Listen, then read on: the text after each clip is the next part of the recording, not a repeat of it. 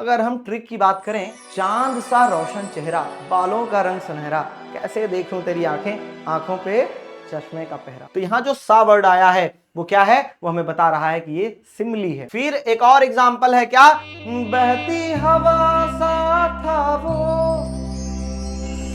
और आपको पता है कि दो चीजों की तुलना की गई है, लेकिन वहां पर कौन सा वर्ड आया है, सा वर्ड आया है। अगर हम ट्रिक की बात करें तो क्या है, मेरे सामने वाली खिड़की में एक चांद का टुकड़ा रहता है। तो यानी सामने वाली खिड़की में जो रहता है ना, उसकी तुलना की गई है किससे, चांद से। हेलो मेरे प्यारे बच्चों, कैसे हैं आप सभी। उम्मीद करता हूं स्वस्थ होंगे, मस्त होंगे, जबरदस्त होंगे। मेरा नाम है सोमेश और आप सभी का स्वागत करता हूं आपके अपने बनाए उत्तर प्रदेश के number 1 educational platform UP board class 11th Vidyakul में। तो प्यारे बच्चों, आज हम पढ़ने वाले हैं बहुत ही बेहतरीन टॉपिक जिसका नाम है फिगर ऑफ स्पीच, और हम बॉलीवुड गानों से सीखेंगे। जी हां, पूरे यूट्यूब के इतिहास में इतना आसान ऐसी ट्रिक बताऊंगा ना कि इससे आसान आपको कुछ लगेगा ही नहीं। इसके बाहर कुछ भी देखने की, पढ़ने की आपको आवश्यकता पड़ेगी नहीं। बॉलीवुड गानों से हम सीखेंगे फिगर ऑफ स्पीच एकदम आसानी के साथ, गाना गाते हुए, गुनगुनाते हुए, मुस्कुराते हुए। फिगर ऑफ स्पीच का जो कॉन्सेप्ट है वो पूरा क्लियर होने वाला है। जी हां, आपके एग्जाम के पॉइंट ऑफ व्यू से फिगर ऑफ स्पीच एक बहुत ही इंपॉर्टेंट टॉपिक है जो कि पोएट्री सेक्शन में पूछा जाता है। तो चलिए शुरू करते हैं बिना किसी देरी के। तो सबसे पहले हम आखिर जानेंगे कि फिगर ऑफ स्पीच होता क्या है। तो फिगर ऑफ स्पीच का अर्थ अलंकार है। जैसे हिंदी में अलंकार होता है, वैसे इंग्लिश में फिगर ऑफ स्पीच होता है जिसका अर्थ है अलंकार। यह भाषा में सुंदरता पैदा करता है तथा वाक्य के कथन की शोभा बढ़ाता है। यानी कि जब हम कोई चीज लिखते हैं, कोई चीज हम बोलते हैं, वहां जब हम फिगर ऑफ स्पीच का यूज करते हैं तो वो थोड़ा और बेहतरीन हो जाता है, वो थोड़ा और सुंदर हो जाता है। जिस प्रकार से हम आभूषण पहनते हैं खुद को खूबसूरत दिखाने के लिए, थोड़ा खुद को और सुंदर दिखाने के लिए, उसी प्रकार से जब हम भाषा की बात करते हैं तो वहां पर फिगर ऑफ स्पीच का यूज होता है किसी भी सेंटेंस को या किसी भी लाइन को और खूबसूरत बनाने के लिए। या उम्मीद करता हूं ये चीज आपको समझ में आ गई होगी। The figure of speech is departure from the ordinary form of expression or the ordinary course of ideas in order to produce a greater effect। यानी कि अभिव्यक्ति के सामान्य रूप अथवा विचारों के सामान्य क्रम को अधिक प्रभावशाली बनाना ही अलंकार कहलाता है। हालांकि आपसे डेफिनेशन नहीं पूछी जाएगी, बल्कि आपको लाइंस दी रहेंगी और उन लाइंस में आपको ढूंढना रहेगा कि यहां पर कौन सी फिगर ऑफ स्पीच यूज करी गई है। तो बिल्कुल भी घबराइए मत, बिल्कुल भी डरिए मत, क्योंकि आ गया हूं मैं। बहुत ही आसानी के साथ सीखेंगे भैया। तो जो पहला सबसे इंपॉर्टेंट फिगर ऑफ स्पीच है वो है सिमली, जिसको हम हिंदी में बोलते हैं उपमा अलंकार। तो आखिर होता क्या है। In a simile comparison is made between two distinctly different things. तो यहां पर तुलना की जाती है दो बिल्कुल अलग अलग चीजों के बारे में। Specially using like, so and as etcetera. यानी कि यहां पर लाइक, सो एंड जैसे कुछ वर्ड्स होते हैं जिनका यूज करके हम दो अलग अलग चीजों के बीच में तुलना करते हैं, कंपैरिजन करते हैं। But they should have at least one point in common. लेकिन उन दोनों के बीच कम से कम एक जो पॉइंट है, एक जो क्वालिटीज है वो कॉमन होनी चाहिए।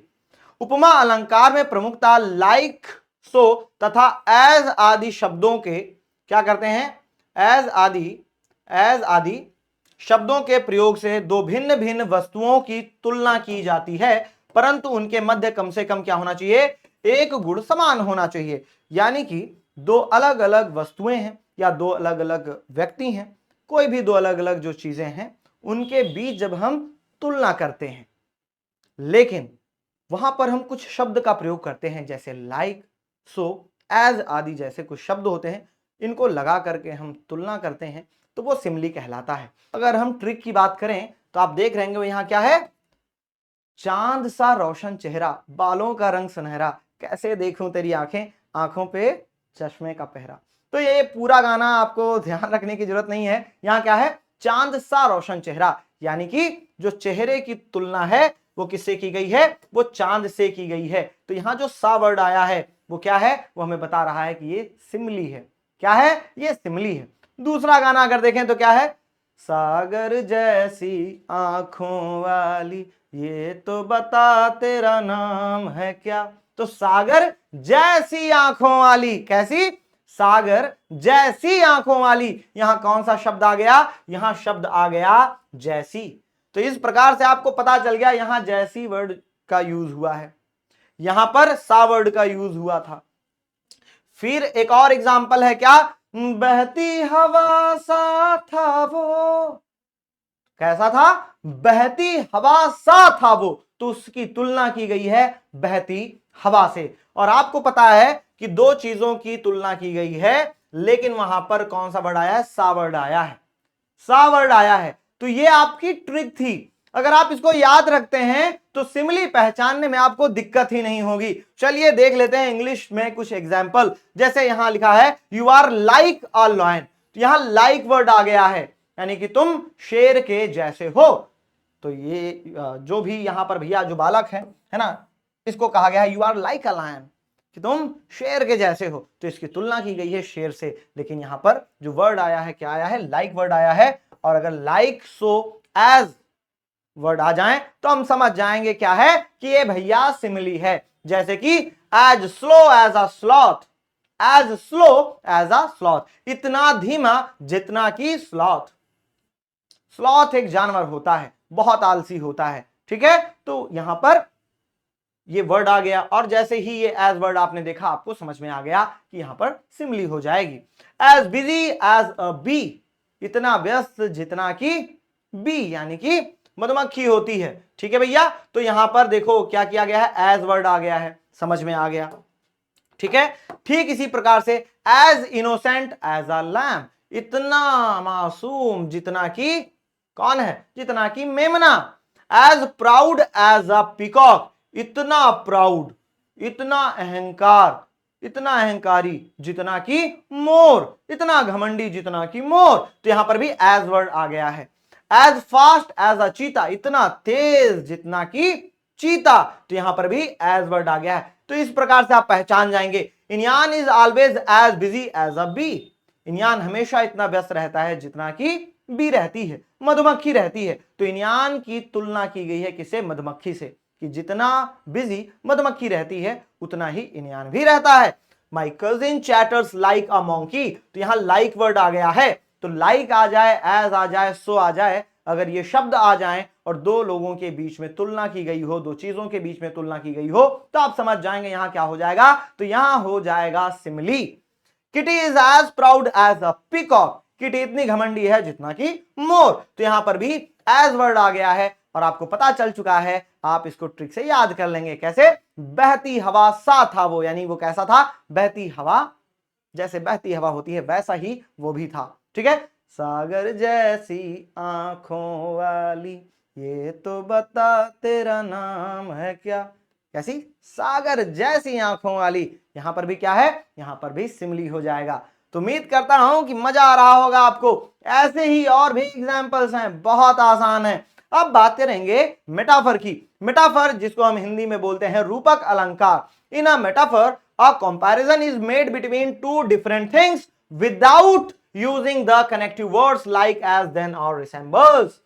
तो ये भी सिमिली का भाई ही है। यहां पर भी दो अलग अलग लोगों के बीच, दो अलग अलग वस्तुओं के बीच तुलना की जाती है, कंपैरिजन किया जाता है। लेकिन यहां पर लाइक, एज, तो जैसे शब्दों का प्रयोग नहीं करते हैं, बल्कि हम डायरेक्टली ही तुलना कर देते हैं। अगर हम ट्रिक की बात करें तो क्या है? मेरे सामने वाली खिड़की में एक चांद का टुकड़ा रहता है। तो क्या है? सामने वाली खिड़की में एक चांद का टुकड़ा रहता है। तो यानी सामने वाली खिड़की में जो रहता है ना, उसकी तुलना की गई है किससे? चांद से।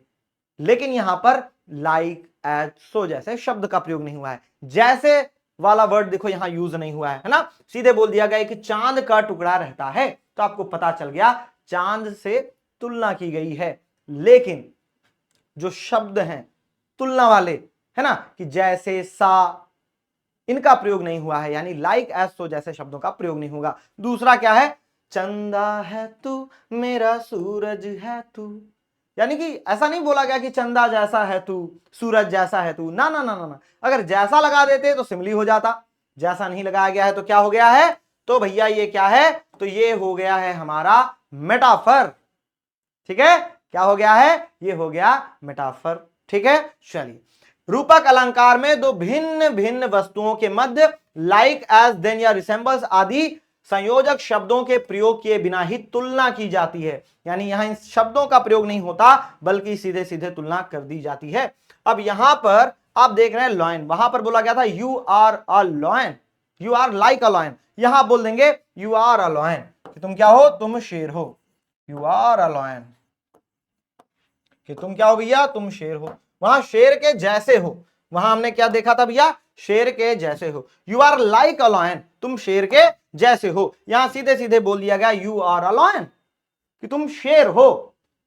तो यहां पर भी क्या की गई है भैया, कंपैरिजन किया गया है, तुलना की गई है। लेकिन लेकिन लेकिन यहां पर लाइक एज सो जैसे शब्दों का प्रयोग नहीं करा गया है। जैसे आप एग्जांपल्स में देखेंगे, my mom has a heart of gold, मेरी मां का जो दिल है वो क्या है, वो सोने का है। तो सीधे सीधे बोल दिया गया है has a heart of gold, यानी कि जो मां का दिल है वो सोने जैसा है, एकदम शुद्ध, एकदम प्योर। ठीक है, जी हां। अब देख लेंगे, my friends sister Charon is a night all, वो क्या है, वो रात की उल्लू है। क्या है, रात की उल्लू है, यानी वो रात में जगती है। ठीक है, हाँ। Dilip has a stone heart, पत्थर का दिल है।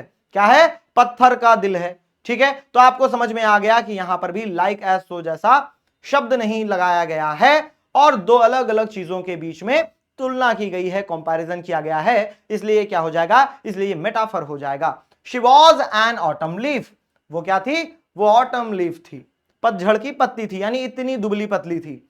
ही is a lion when he comes to the field, वो क्या है, वो शेर है जब वो मैदान में आता है। वो शेर है जब वो मैदान में आता है। शेर के जैसा अगर बोल दिया जाता तो सिमली हो जाता, तो शेर के जैसा नहीं बोला गया बल्कि क्या बोल दिया गया, वो शेर है, यानी कंपैरिजन किया गया यहां पर भी, उसकी तुलना की गई है शेर से, उसकी तुलना की गई है शेर से। ठीक है, लेकिन यहां पर लाइक एज सो जैसे शब्द नहीं आए हैं, तो क्या हो गया, तो ये मेटाफर हो गया। उम्मीद करता हूं कि ये भैया बिल्कुल आपको अच्छे से समझ में आ गया होगा। अब हम चलते हैं पर्सोनिफिकेशन यानी मानवीकरण अलंकार में। मानवीकरण अलंकार में क्या होता है, हम किसी भी क्या कहते हैं, मानव के अलावा कोई भी, चाहे वो जानवर हो, चाहे कोई जो नॉन लिविंग थिंग्स हो, अगर हम उनको इंसानों वाली क्वालिटीज देते हैं, ठीक है, तो वो आ जाती है पर्सोनिफिकेशन में यानी मानवीकरण अलंकार में। Personification is a figure of speech which gives life to inanimate objects और मेक्स एनिमल्स ह्यूमन, यानी मानवीकरण अलंकार के द्वारा मृत अथवा अचेतन वस्तुओं को चेतना युक्त अथवा पशुओं को इंसानी रूप में प्रदर्शित किया जाता है, यानी इंसानी रूप में हम उनको प्रदर्शित कर देते हैं, तो वो मानवीकरण अलंकार यानी कि पर्सोनिफिकेशन कहलाता है। ट्रिक क्या है, चांद ने कहा चांदनी की कसम, नहीं नहीं नहीं। एक गाना है क्या, मैंने पूछा चांद से कि देखा है कहीं मेरे यार सा हंसी, चांद ने कहा चांदनी की कसम, नहीं नहीं नहीं। तो यहां क्या है, चांद ने कहा चांदनी की कसम, नहीं नहीं नहीं। तो किसने कह दिया, चांद ने कह दिया, यानी कि चांद को हमने इंसानों वाली क्वालिटीज दे दी, इंसानों वाली क्वालिटीज दे दी, तो ये क्या हो जाएगा भैया, ये हो जाएगा पर्सोनिफिकेशन यानी मानवीकरण अलंकार। अगला एग्जांपल है, सावन का महीना पवन करे शोर, सावन का महीना पवन करे शोर, अरे जी अरे झूमे ऐसे जैसे बनमाना नाचे मोर, है ना। तो क्या है, सावन का महीना पवन करे शोर, यानी जो हवा है वो क्या कर रहा है, वो शोर कर रहा है। तो हवा को भी यहां पर इंसानों वाली क्वालिटीज दे दी गई, तो ये क्या हो गया, ये भी पर्सोनिफिकेशन हो गया यानी मानवीकरण अलंकार हो गया। अब यहां पर आप देख सकते हैं हमारे कौन है भैया, सूरज भैया हैं। क्या करें, the sun happily greeted everyone good morning. तो ये जो सूरज जी हैं ये सबको बहुत ही खुशी खुशी शुभकामनाएं दे रहे हैं, सबको गुड मॉर्निंग बोल रहे हैं। तो सूरज जी बोल रहे हैं, यानी कि इनको इंसानों वाली क्वालिटीज दे दी गई, यानी यहां पर पर्सोनिफिकेशन हो जाएगा, मानवीकरण अलंकार हो जाएगा। My flowers were begging for water. अब यहां पर कह रहे हैं कि मेरे जो फूल हैं वो पानी के लिए भीख मांग रहे हैं भैया। तो पानी के लिए कौन भीख मांग रहा है? फ्लावर्स मांग रहे हैं, यानी कि इनको इंसानों वाली क्वालिटीज दे दी गई हैं। यानी कि क्या हो जाएगा? ये हो जाएगा पर्सोनिफिकेशन। अगला है the cactus saluted those who drove past. अब जो कैक्टस का पेड़ है, जो नागफनी का पौधा है, वो क्या है? वो सबको सैल्यूट कर रहा है जो भी वहां से गुजर रहा है। तो भैया सबको वो सैल्यूट कर रहा है, तो इसको भी इंसानों वाली क्वालिटीज दे दी गई है। The moon smile at the stars in the sky. अब जो मून है, जो हमारा चांद है, वो मुस्कुरा रहा है तारों को देख करके आसमान में। तो चांद क्या कर रहा है भैया? मुस्कुरा रहा है। तो चांद क्या कर रहा है? मुस्कुरा रहा है। इसको भी हमने इंसानों वाली क्वालिटीज दे दी, यानी यहां पर भी क्या हो जाएगा? पर्सोनिफिकेशन हो जाएगा। अगला है the leaves waved as we passed by. यानी कि जो पत्तियां हैं वो हिली, उन्होंने हाथ हिलाया, वेव्ड किया उन्होंने, ठीक है, जब हम वहां से गुजरे। तो भैया पत्तियां क्या कर रही हैं? वेव्ड कर रही हैं, यानी कि वो हाथ हिला रही हैं या हिल रही हैं। तो ये भी भैया इंसानों वाली क्वालिटीज हो गई, यहां पर भी पर्सोनिफिकेशन हो जाएगा। Time flies when you are having fun. Time क्या हो रहा है भैया? उड़ रहा है ना, समय उड़ रहा है। तो इसको भी हमने मानव वाली भैया क्वालिटीज दे दी गई। जैसे इंसान एकदम उड़नछू हो जाता है ना, वैसे ही यहां पर समय भी उड़नछू हो जाता है जब आप मौज मस्ती कर रहे होते हैं। ठीक है, तो हमने इंसानों वाली क्वालिटीज दे दी हैं। अब आता है एपोस्ट्रॉफी, जिसको हम बोलते हैं संबोधक अलंकार। ये पर्सोनिफिकेशन का ही एक भाई है, थोड़ा सा अलग है। कैसे अलग है? An apostrophe is a direct address to the dead, to the absent और टू अ पर्सोनिफाइड ऑब्जेक्ट और आइडिया।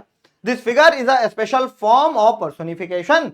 यानी कि संबोधक अलंकार में किसी मृत, अनुपस्थित अथवा मानवीकरण के रूपों में प्रस्तुत वस्तु या विचार को प्रत्यक्ष रूप से संबोधित किया जाता है। यह अलंकार मानवीकरण अलंकार का विशिष्ट रूप है, जहां पर हम किसी भी डेड या फिर लिविंग कोई भी ऑब्जेक्ट हो, जब हम संबोधित करते हैं, तो आप इसको ऐसे याद रख सकते हैं, जब भी हम किसी को संबोधित करते हैं, ठीक है, जो वहां पर उपस्थित ना हो। मान लीजिए आपका दोस्त है, आप उसको याद कर रहे हैं और यहां से बोल रहे हैं कि अरे दोस्त कहां गए तुम, लेकिन आपका दोस्त वहां नहीं है। तो ये क्या हो जाएगा? चूंकि आप उसको संबोधित कर रहे हैं, तो वो हो जाएगा एपोस्ट्रॉफी, यानी कि संबोधक अलंकार।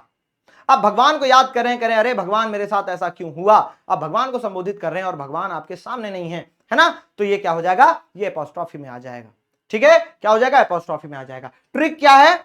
मैंने पूछा चांद से कि देखा है कहीं मेरे यार सा हंसी, चांद ने कहा चांदनी की कसम, नहीं नहीं नहीं।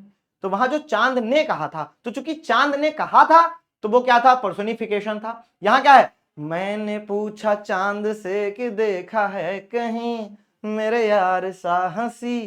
तो क्या है? मैंने पूछा चांद से, तो मैं चांद से पूछ रहा हूं कि भाई कहीं देखा है मेरे यार सा हंसी, है ना। तो मैं पूछ रहा हूं, यानी मैं संबोधित कर रहा हूं चांद को, तो मैं चांद को संबोधित कर रहा हूं, यानी कि भैया ये हो जाएगा एपोस्ट्रॉफी। अगर चांद ने बोला तो वो पर्सोनिफिकेशन, और मैंने अगर चांद से कहा तो वो क्या हो जाएगा? एपोस्ट्रॉफी हो जाएगा।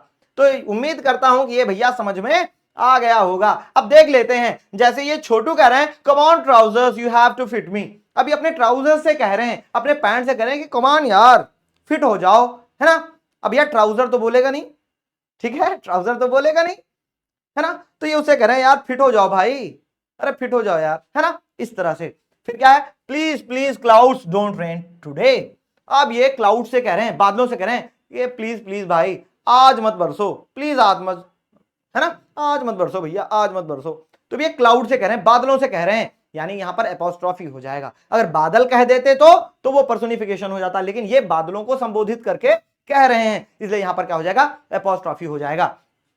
ओ स्वीट नाइटिंगेल, ओ प्यारी सी बुलबुल, sing me a song of love and longing. मेरे लिए एक प्यार मोहब्बत वाला एक गाना गाओ। तो ये पक्षी को देख करके, बुलबुल को देख करके बोल रहे हैं, बुलबुल से बात कर रहे हैं कि अरे बुलबुल एक गाना सुना दो, है ना, एक गाना सुना दो प्यार मोहब्बत का। तो बुलबुल थोड़ी बोल रही है, आप बुलबुल से बोल रहे हैं, बुलबुल को संबोधित कर रहे हैं, यानी कि एपोस्ट्रॉफी हो जाएगा।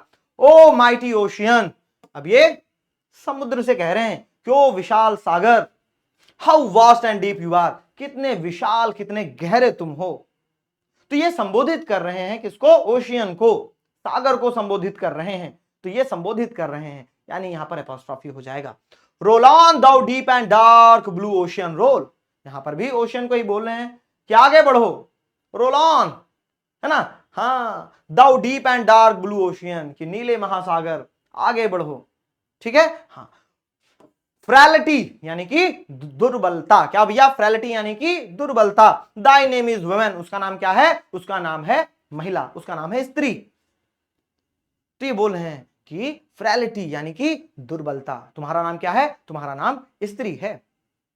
यानी कि किससे बात कर रहे हैं भैया, दुर्बलता से, है ना। हाँ, तो यहां पर भी एपोस्ट्रॉफी हो जाएगा। जैसे आप खुद ही बोल रहे हैं कि मृत्यु तुम्हारा भय नहीं है मुझे, तो आप मृत्यु को से बात कर रहे हैं, मृत्यु को ही बोल रहे हैं कि अरे मृत्यु तुम्हारा भय नहीं है मुझे, ठीक है। तो अगर आप ऐसे बोल रहे हैं तो ये भी क्या है, ये भी एपोस्ट्रॉफी है। आप संबोधित कर रहे हैं किसी ऐसी चीज को जो कि बोल नहीं सकती या जो कि आपके सामने उपस्थित नहीं है, अब्सेंट है, ठीक है।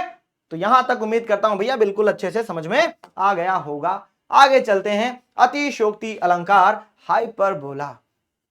इन hyperbola statement is made emphatic by over statement, यानी कि अतिशयोक्ति अलंकार में एक कथन को बहुत बढ़ा चढ़ा करके या घटा करके प्रभावी बनाया जाता है। और इसकी ट्रिक क्या है, तुम जो कह दो तो चांद तारों को तोड़ लाऊंगा मैं, इन घटाओं को उन फिजाओं से मोड़ लाऊंगा मैं। यानी कि यहां भैया फेंका फाकी हो रही है। हाइपरबोला अतिशयोक्ति यानी कि आपको लग जाएगा कि भाई भाई ये तो पॉसिबल नहीं है, तुम जो कह दो तो चांद तारों को तोड़ लाऊंगा मैं। अरे फूफा का घर है क्या, अरे पेड़ में लगे हुए आम है क्या कि जाओगे तोड़ लाओगे।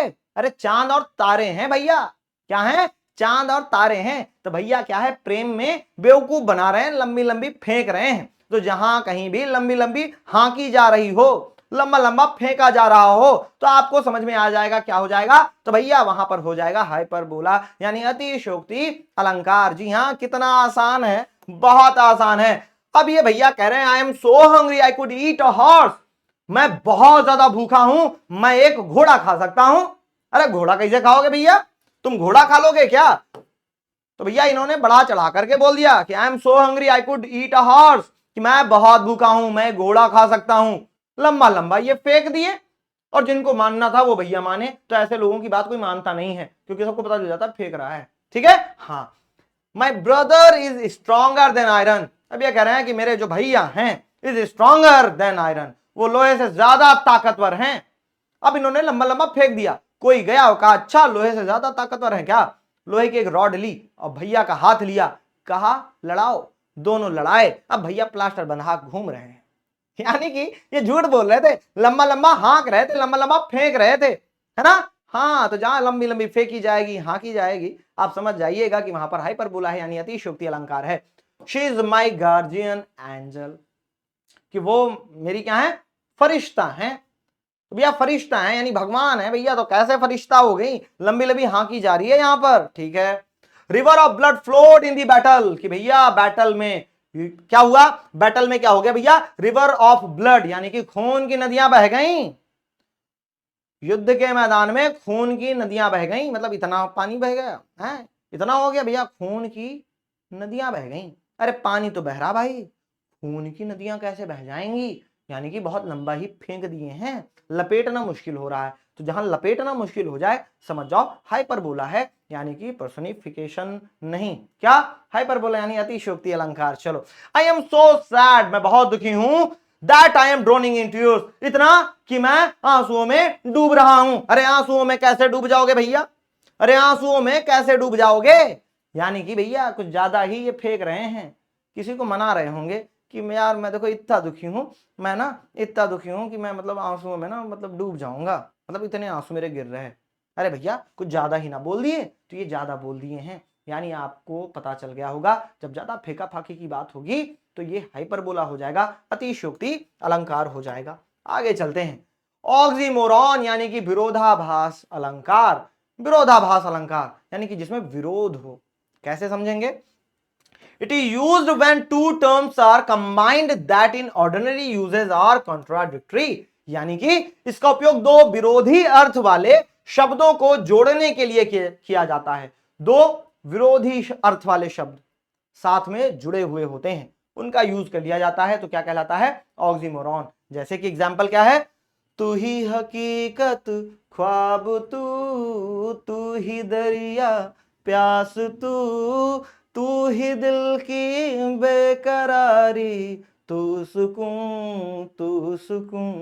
आप देख लो क्या करें? तू ही हकीकत ख्वाब तू। अब ये हकीकत यानी रियलिटी और ख्वाब यानी इमेजिनेशन, दोनों क्या हैं? विरोधाभासी हैं। तो भैया दोनों क्या हैं? विरोधाभासी हैं, यानी यहां क्या है? ऑक्सीमोरॉन है। जी हां। अगला, तू ही है दरिया प्यास तू। दरिया और प्यास यानी समंदर भी कह रहे हैं और प्यास भी कह रहे हैं भैया, है ना? तो भैया यहां पर भी आपको समझ में आ गया, दोनों क्या हैं? एक दूसरे के अपोजिट हैं, एक दूसरे के कॉन्ट्राडिक्टरी हैं, यानी कि एक दूसरे के अलग विपरीत अर्थ वाले शब्द हैं भैया। ठीक है, तो यहां पर क्या आ जाएगा? यहां आ जाएगा ऑक्सीमोरॉन, यानी कि जब विपरीत अर्थ वाले शब्द एक साथ जुड़े होते हैं तो वहां पर हम उनको ऑक्सीमोरॉन कहते हैं। ठीक है, चलिए अब देख लेते हैं एग्जाम्पल। जैसे बिटर स्वीट, बिटर भी है और स्वीट भी है। लो, ऐसे कैसे पॉसिबल है भाई कि क्या है? बिटर भी है और स्वीट भी है, प्रेटी भी है और अगली भी है। प्रेटी और अगली की भी बात करें, सुंदर भी है और बदसूरत भी है। यहां पर लिविंग भी है और डेड भी है, यानी जीवित भी है और मरा हुआ भी है। तो ऐसे नहीं हो सकता, है ना? तो ये विपरीत अर्थ वाले शब्द अगर एक साथ जुड़ जाते हैं तो वहां पर ऑक्सीमोरॉन हो जाता है। It is an open secret. अब भैया सीक्रेट सीक्रेट ही कहां, अगर वो ओपन है तो खुला रहस्य क्या होता है? रहस्य तो हमेशा बंद होता है ना। अगर रहस्य खुल गया फिर वो रहस्य ही कैसा? तो ओपन और सीक्रेट दोनों शब्द आ गए, यानी कि भैया ये दोनों विपरीत अर्थ वाले शब्द हैं। Life is a bitter sweet. Life क्या है? बिटर भी है भैया, स्वीट भी है, यानी ये दोनों शब्द क्या है? एक दूसरे के अपोजिट हैं। तो जब अपोजिट हो गए यानी कि ऑक्सीमोरॉन हो गया। He is the wisest fool of them all.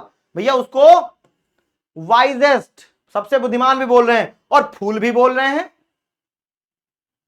वो उनमें से सबसे बुद्धिमान मूर्ख है। अरे भैया या तो बुद्धिमान है या तो मूर्ख है, दोनों कह दिया, वाइजेस्ट भी कह दिया, फूल भी कह दिया। तो दोनों क्या हैं? एक दूसरे के विरोधी शब्द हैं, लेकिन दोनों का प्रयोग एक साथ किया गया है, यानी कि यहां पर क्या है? यहां पर ऑक्सीमोरॉन है। जैसे कि एग्जाम्पल मैंने बताया था, तू ही हकीकत ख्वाब तू दरिया तू ही प्यास तू ही दिल की बेकरारी तू सुकून। बेकरारी भी कह रहे हैं, सुकून भी कह रहे हैं, दरिया भी कह रहे हैं, प्यास भी कह रहे हैं। समझ गए कि नहीं? हकीकत भी कह रहे हैं और ख्वाब भी कह रहे हैं, यानी कि विपरीत अर्थ वाले शब्द एक साथ आ रहे हैं। चलिए फिर आता है ओनोमैटोपिया, जिसको हम बोलते हैं ध्वनि अनुकरणात्मक अलंकार। In this figure of speech, the formation or use of words that imitate the sounds associated with the objects or actions they refer to। यानी कि हिंदी में अगर बात करें तो इस अलंकार में शब्दों का निर्माण तथा उपयोग उनसे संबंधित वस्तुओं अथवा क्रियाओं की ध्वनि के अनुकरण के द्वारा होता है। यानी कि जब कभी भी ध्वनि के अनुकरण की बात करेंगे, जब कभी भी ध्वनि के अनुकरण की बात करेंगे, ध्वनि के अनुकरण की बात होगी तो भैया वो हम समझ जाएंगे क्या हो जाएगा? ओनोमैटोपिया की बात होगी। क्या हो जाएगी? ओनोमैटोपिया की बात हो जाएगी। जैसे एग्जाम्पल में क्या है? नाचू मैं आज छम छम छम छम छम छम। तो भैया नाचू मैं आज छम छम छम, तो छम छम क्या है? नाचने वाली आवाज है ना, छम छम छम। समझ गए कि नहीं? हाँ, तो ये नाचने की ध्वनि है भैया, क्या? छम छम छम। तो जहां भी साउंड की बात होगी, जैसे ये जो तेरी पायलों की छन छन है, तो ये पायलों की क्या है? आवाज है, ध्वनि है। ये जो तेरी पायलों की छन छन है, तो भैया ये क्या है? छन छन छन क्या है? ये आवाज है। और जब भी आवाज की बात होगी वो हो जाएगा ओनोमैटोपिया। जैसे कि भैया एक और है, टिप टिप बरसा पानी, पानी ने आग लगाई। आग लगाई छोड़ो, क्या है? टिप टिप बरसा पानी, पानी कैसे बरसा? टिप टिप बरसा। तो ये ध्वनि की बात हो रही है, साउंड की बात हो रही है। तो भैया जब साउंड की बात होगी, ध्वनि की बात होगी, तो वहां पर हो जाएगा ओनोमैटोपिया, यानी कि ध्वनि अनुकरणात्मक अलंकार। जैसे कि भैया बिल्ली की आवाज है म्याऊ, तो ये बिल्ली की साउंड है, बिल्ली की ध्वनि है। फिर भैया ये जो बालक है ये छींक रहा है अच्छू, तो ये छींकने की आवाज है। और ये जो फोन हो रहा है ये क्या है, ये रिंग हो रहा है, यानी कि यहां पर भी साउंड की ही बात हो रही है, ध्वनि की ही बात हो रही है। तो ये ओनोमेटोपिया के एग्जाम्पल्स हो गए। That thumb made us jump, उसकी जो थपकी थी, थपकी यानी कि साउंड, थपकी, उसने क्या है, उसने हमें कूदने पर, जंप करने पर मजबूर कर दिया, यानी उसकी थपकी सुन करके हम कूदे। तो यहां थपकी की बात हुई भैया, थपकी यानी साउंड की बात हो रही है, यानी कि यहां ओनोमेटोपिया हो जाएगा। इफ यू सी हिम, अगर आप उसको देखते हैं, टूट योर हॉर्न, तो अपना हॉर्न बजाओ। तो हॉर्न की बात हो रही है, हॉर्न की आवाज की बात हो रही है, तो यहां पर क्या हो जाएगा, ओनोमेटोपिया हो जाएगा। The rain trickle down the gutter, और जो रेन है वो क्या है, ट्रिकल डाउन, यानी कि वो टिप टिप करके गिर रहा है, कहां, गटर में। तो यहां पर भी रेन की आवाज की बात हो रही है। Birds tweeted long before Twitter did, जो पक्षी हैं वो चहचहाए, है ना, पक्षी जो थे वो चहचहाए, ट्वीटेड यानी कि चहचहाना। तो ये जो है पक्षियों की आवाज की बात हो रही है, ध्वनि की बात हो रही है, साउंड की बात हो रही है। तो जहां कहीं भी किसी की आवाज, किसी भी साउंड की बात होगी, वहां ओनोमेटोपिया हो जाएगा, ध्वनि अनुकरणात्मक अलंकार हो जाएगा। The bullet whizzed by his ear, अब जो बुलेट है वो सनसनाती हुई उसके कान के बगल से निकली। तो ये जो सनसनाती हुई, ये क्या है, गोली, गोली है ना, सनसनाती हुई, ठीक है। तो यहां पर भी आवाज की बात हो रही है, ठीक है। व्हिज्ड यानी कि साउंड की बात हो रही है। जहां कहीं भी साउंड की बात हो जाएगी वहां हम समझ जाएंगे कि ओनोमेटोपिया है। क्या है, ओनोमेटोपिया है। अब चलते हैं एलिट्रेशन। यह आपके हालांकि सिलेबस में नहीं है, लेकिन जनरल नॉलेज के लिए आपको यह जान लेना चाहिए। इसको हम हिंदी में बोलते हैं अनुप्रास अलंकार। Alliteration is a literary device that involves two or more words that appear close together and have the same initial stressed consonant syllable। यानी कि अनुप्रास एक साहित्यिक उपकरण है जिसमें दो या दो से अधिक शब्द शामिल होते हैं जो एक साथ दिखाई देते हैं, और उनका प्रारंभिक तनावग्रस्त व्यंजन शब्दांश जो होता है वो समान होता है। अगर हिंदी की बात करें तो आप इसको ध्यान दे सकते हैं, जैसे धीरे धीरे से मेरी जिंदगी में आना और आके हमको है सीने से लगाना, कुछ ऐसा करके है। तो यहाँ क्या है, धीरे धीरे से मेरी जिंदगी में आना। तो ये धीरे धीरे से, तो ये शब्द क्या है भैया, रिपीट हो रहा है, ठीक है। तो आप समझ गए कि भैया रिपीट हो रहा है, यानी कि एलिट्रेशन है। अगला क्या है, तुनक तुनक तुन तुन्ना, है ना, एक गाना है ना, तुनक तुनक तुन तुन्ना, है ना जी, हाँ। तो ये तुनक तुनक तुन तुन्ना, ये जो ता वर्ड है ये बार बार आ रहा है, यानी कि ये क्या हो जाएगा भैया, ये हो जाएगा हमारा एलिट्रेशन, यानी कि अनुप्रास। अगर हम बात करें अंग्रेजी में तो यहां पर क्या है, and baby now we have got bad blood. तो यहां पर बी जो वर्ड है वो बार बार आ रहा है। दे पेव्ड पैराडाइज, तो ये पेव्ड में पी, पैराडाइज में P, and put up a parking lot, यहां पर जो पी शब्द है वो बार बार आ रहा है, यहां पर ये भी क्या हो जाएगा, एलिट्रेशन हो जाएगा। When I see birches bend to left and right, तो बर्चेस बेंड, यहां पर भी जो बी वर्ड है ना, ये बार बार आ रहा है। तो ये थे आपके फिगर ऑफ स्पीच जिनको आपने हिंदी के बॉलीवुड के गानों के माध्यम से समझा है, बहुत ही प्यार से समझा है। अगर ये क्लास आपको अच्छी लगी हो तो कमेंट में जरूर बताएं। उम्मीद करता हूं कि आपको बहुत मजा आया होगा। अगर ये ट्रिक आप सुन लेते हैं, एक बारी देख लेते हैं, तो आपके दिमाग में अगर ये है तो कोई भी क्वेश्चन फिगर ऑफ स्पीच का आपसे कभी गलत नहीं होगा। मिलते हैं आपसे अगली क्लास में। Thank you very much. जय हिंद, जय भारत।